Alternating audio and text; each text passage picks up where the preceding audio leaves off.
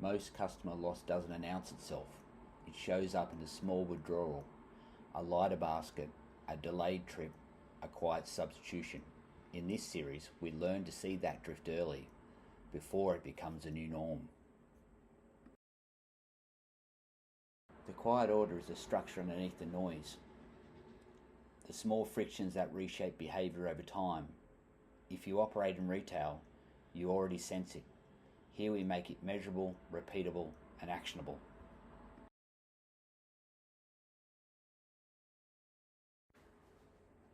We're going to build a shared language for what the data is really saying, so the decisions that follow feel obvious, not complicated.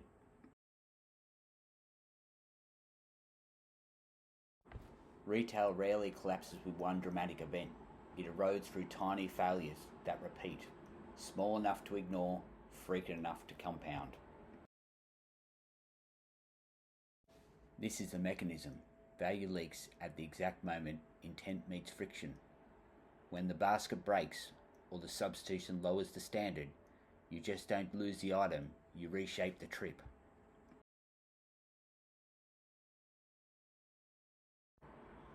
Each moment feels insignificant in isolation, but repetition compounds, and compounding produces outcomes that look like market conditions, even though they were learned behaviour.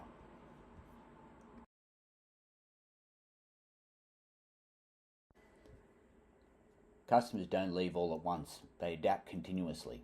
They exercise options retailers rarely price, to simplify, to split the mission, to delay the visit, or to stop building the basket altogether. One miss reduces ambition, two misses teach caution. After that, the customer stops assuming you'll have everything, so the basket shrinks before they've even arrived.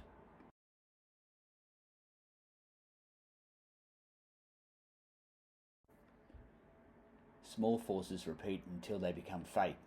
The system teaches the customer what to expect, and the customer adjusts without saying a word. The whisper effect is simple. The change is quiet, not because it is small, because it doesn't trigger alarms. The store keeps trading while behaviour quietly reoptimizes. Quiet means unnoticed. It lives in the gaps between what the customer intended and what the store made easy. Those gaps are where trust gets negotiated.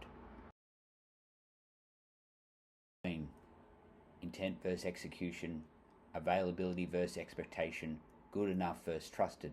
Most retailers measure the endpoints and miss the gap where value is leaking. The center can look stable, while the edges move first. You see it in the tails, rare outcomes occurring more often and hitting harder before the averages react.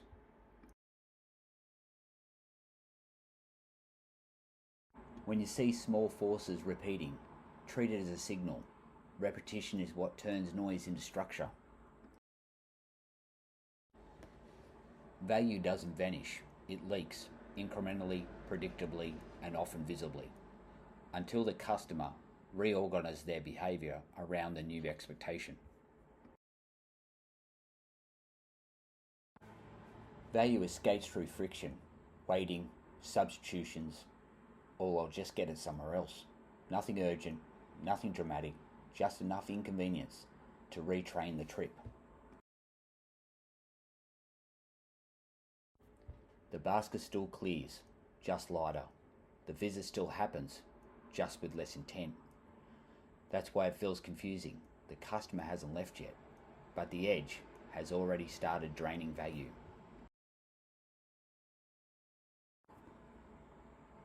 The rule is blunt.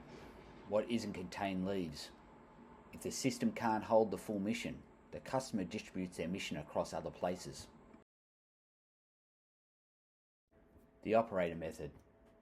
Pull the transaction with multiple items. Find the low volume products that appear disproportionately in those baskets. Your connectors. When a connector is out of stock, the basket often fragments or fails to complete. The edge principle.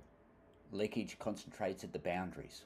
where attention fades, where ownership blurs, where someone else will handle it, quietly becomes policy.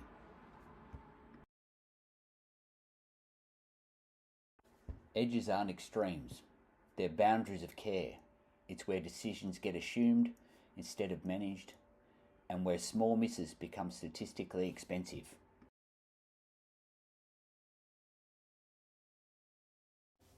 A customer tries to build the basket. One item sits out of reach. They don't complain, they adapt.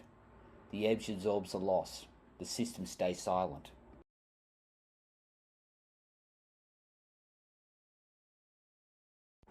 Pressure appears first where structure is weakest.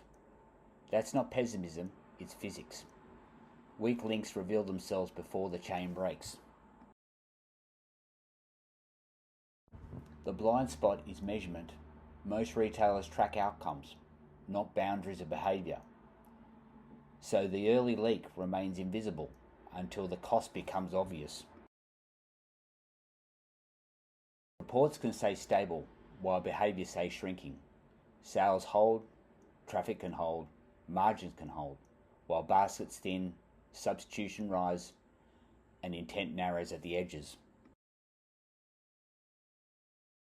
What isn't managed decides the outcome. If you don't instrument the boundary will still drive results. You just won't know why. Once you start looking at the structure, many mysteries in retail become patterns, clear enough to manage.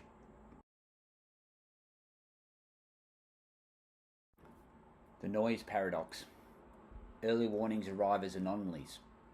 They get explained away. But when the anomalies repeat, the regime has already moved.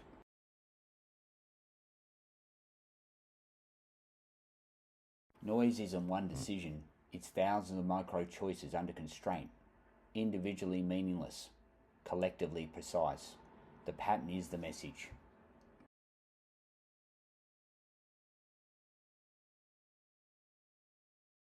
What looks like randomness is often structure asking to be seen. The system is teaching behaviour, and the behaviour is telling you where the rules are misaligned.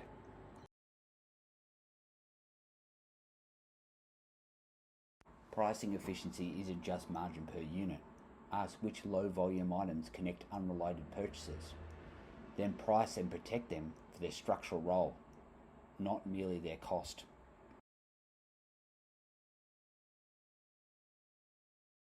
You knew something was off before you could prove it.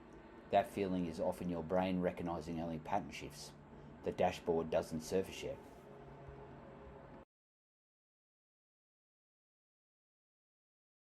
Hidden patterns live where people stop looking. When you treat noise as data, you start seeing the repeatable behaviours that drive the business. Structure rarely fails loudly. It fails by teaching customers how to adapt. Those adaptations repeat, and the repetition becomes the pattern you later mistake for preference.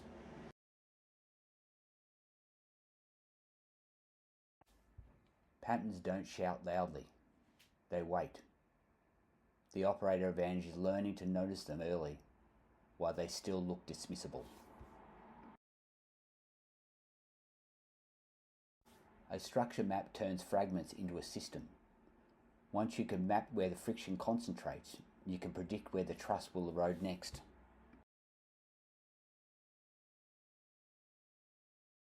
Structure is an invisible rule set.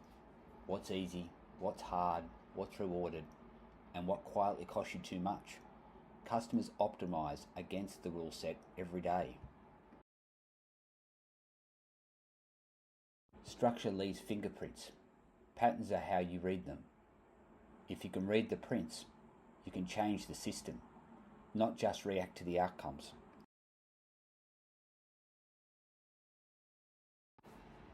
The outcome echo. Outcomes are lagging indicators. Structure is the leading cause. If you want a different result, you adjust the structure, not the slogan.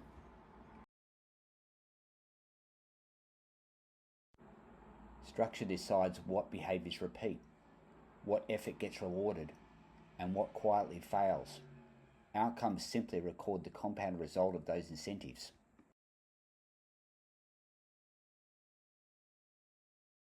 Outcomes are the echo. Structure is the voice. When you learn to hear the voice, you stop being surprised by the echo.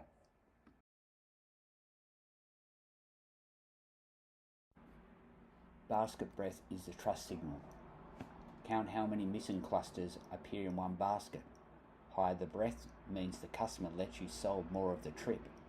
Single item trips are expensive, unless the margin truly carries the visit.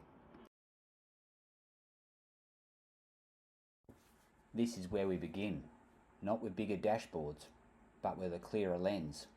Once you can see the structure, every decision becomes simpler. Most work starts by acting. This work starts by seeing what repeats, what's avoided, and what behaviour already knows. Seeing turns effort into leverage.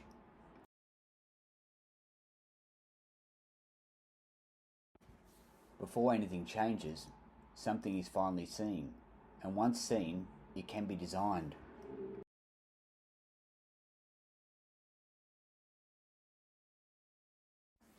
This series is a map. The silent collapse, the whisper effect, the leak, the edge principle, the blind spot, the noise paradox, hidden patterns, structure mapping, and the outcome echo. One system, many angles, one discipline.